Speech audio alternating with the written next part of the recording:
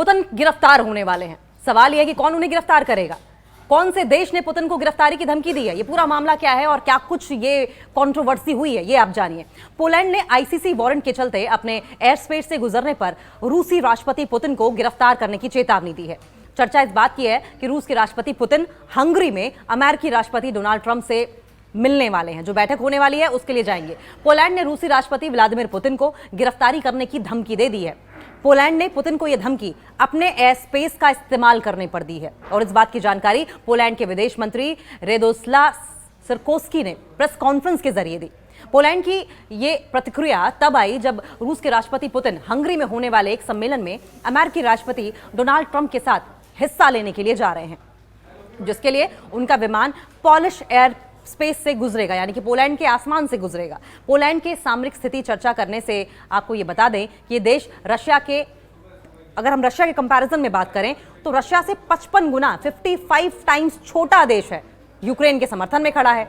और आगे बढ़ने से पहले आप ये भी जान लीजिए कि रूस और यूक्रेन के बीच लड़ाई जारी है और इसे लेकर अंतर्राष्ट्रीय आपराधिक न्यायालय यानी कि आईसीसी ने रशिया के राष्ट्रपति पुतिन के खिलाफ गिरफ्तारी वारंट जारी कर रखा है। और अब पोलैंड के विदेश मंत्री ने प्रेस कॉन्फ्रेंस में कहा है कि स्वतंत्र पोलिश अदालत संदिग्ध को हेग की अदालत में सौंपने का आदेश भी दे सकती है। पोलैंड के विदेश मंत्री के मुताबिक रूस को इस बारे में अंदाजा होगा और इसीलिए वे उड़ान के लिए कोई अलग रास्ता अपनाएं ताकि पोलैंड एयर स्पेस का यूज करने से वो बच सके। अब देखिए, इस बीच रूस की ओर से क्रेमलिन ने ट्यूसडे को ये कहा था कि पुतिन और ट्रंप के बीच में जो होने वाला सम्मेलन है अभी तक ये स्पष्ट नहीं है और इसकी तारीख का अभी तक ऐलान नहीं हुआ है। हालांकि इस दौरान क्रेमलिन ने ट्रंप और पुतिन के बीच बातचीत के स्थगित होने से इनकार किया है कि ये बातचीत जो है ये टल सकती है या फिर ये बातचीत फिलहाल के लिए रोकी जाएगी। इस बारे में अभी तक कोई कॉन्फर्मेशन नहीं आया है। हालांकि रिपोर्ट्स ये भी कह रही हैं, रिपोर्ट्स के मुताबिक अमेरिकी सचिव मार्को रूबियो और रूसी विदेश मंत्री सरगेई लावरोव के बीच में होने वाली मीटिंग जो है वो जरूर टल गई है, लेकिन ट्रंप और पुतिन के बीच में होने वाली मीटिंग टली है या नहीं टली, इस बारे में कोई जानकारी नहीं है। क्रेमलिन के प्रवक्ता दमित्री पेस्कोव के अनुसार राष्ट्रपति ट्रंप और पुतिन की तारीखें अभी तक मैच नहीं हो पाई हैं और बातचीत के लिए गंभीर ढंग से तैयारी की जरूरत है। एक सीरियस नोट पर तैयारी की जानी चाहिए जिससे कि पुतिन और ट्रंप एक टेबल पर बैठ के डायलॉग कर सके। इस बीच यूक्रेनी राष्ट्रपति जेलेंस्की ने कहा है कि अगर उन्हें इनवाइट किया जाता है तो वो भी इस सम्मेलन का हिस्सा बनना चाहेंगे। वहीं क्रेमलिन के बयान में कहा गया कि उन्हें यूक्रेनी राष्ट्रपति जेलेंस्की के इनविटेशन के बारे में कोई जानकारी नहीं है। अब ये भी समझिए कि क्या हुआ और क्यों ये मीटिंग अहम है, ये पूरा वाकया क्यों अहम है। देखिए, जब कोई देश दूसरे देश के राष्ट्रपति या आधिकारिक विमान को अपनी वायु सीमा या एयर स्पेस से गुजरने की अनुमति देता है तो वो एक सभी तरह के राजनीतिक और सुरक्षा संकेत भेजता है, जैसे कि विरोध या फिर सैंक्शन या फिर कूटनीतिक नाराजगी।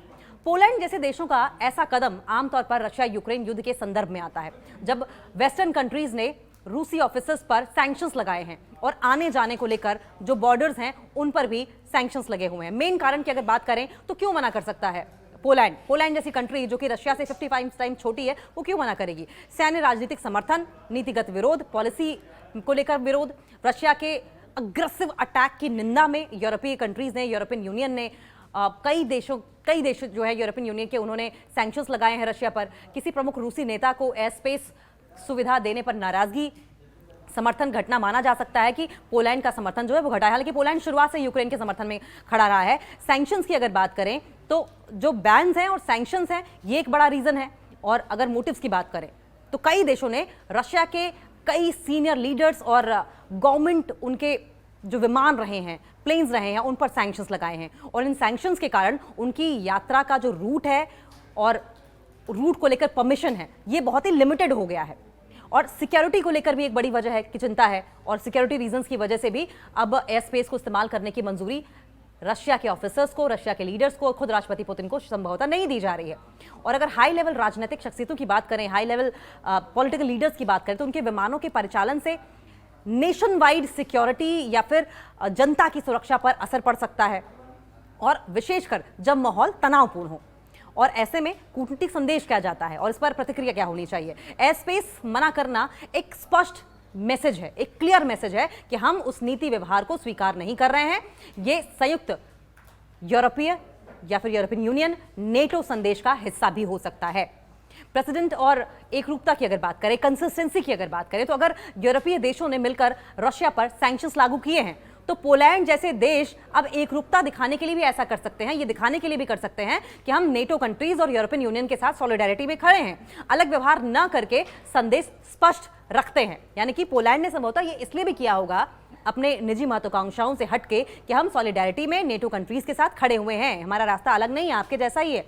और अगर कानूनी आधार की हम बात करें तो क्या किसी को एयर स्पेस मना करना अलाउड है? देखिए, संयुक्त राष्ट्र एयर कन्वेंशन यानी कि शिकागो कन्वेंशन के मुताबिक हर राज्य अपनी सीमाओं के ऊपर वायु क्षेत्र, जिसको हम एयर स्पेस भी कहते हैं, उसका संप्रभु मालिक होता है। यानी किसी भी विदेशी विमान को गुजरने की परमिशन देना या नहीं देने का अधिकार उस नेशन के पास होता है।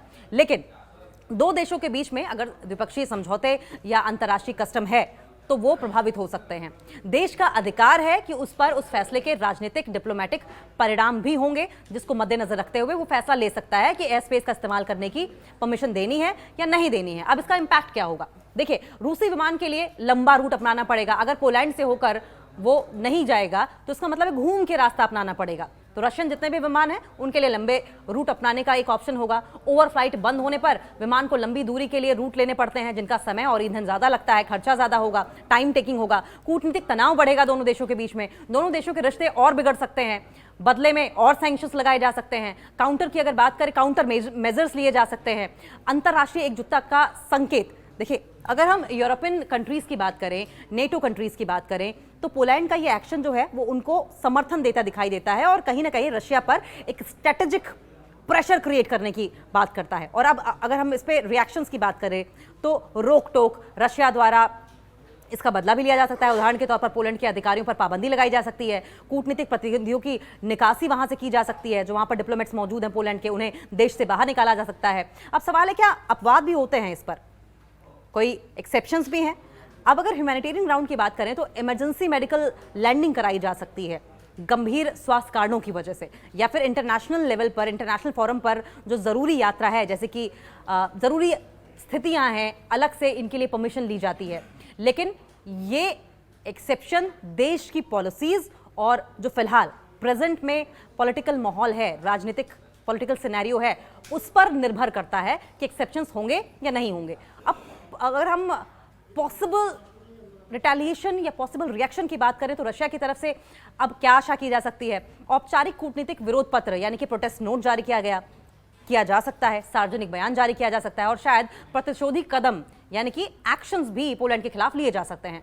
रूस अक्सर ऐसे मामलों में अपने राजनयिक या वायु मार्गों को बार बार रिपीट करता नजर आता है और उन पर कड़ी नजर भी रखता है रशिया। और उदाहरण के तौर पर अगर देखा जाए, बैकग्राउंड की अगर बात की जाए तो किसी हालिया पैटर्न से जानकारी अगर आप इकट्ठा करना चाहें तो 2022 के बाद से कई यूरोपियन कंट्रीज ने रूसी विमानों को अपना एयर स्पेस बंद कर दिया या फिर रशियन नेतृत्व पर जो बॉर्डर सैंक्शंस हैं वो लगा दिए हैं।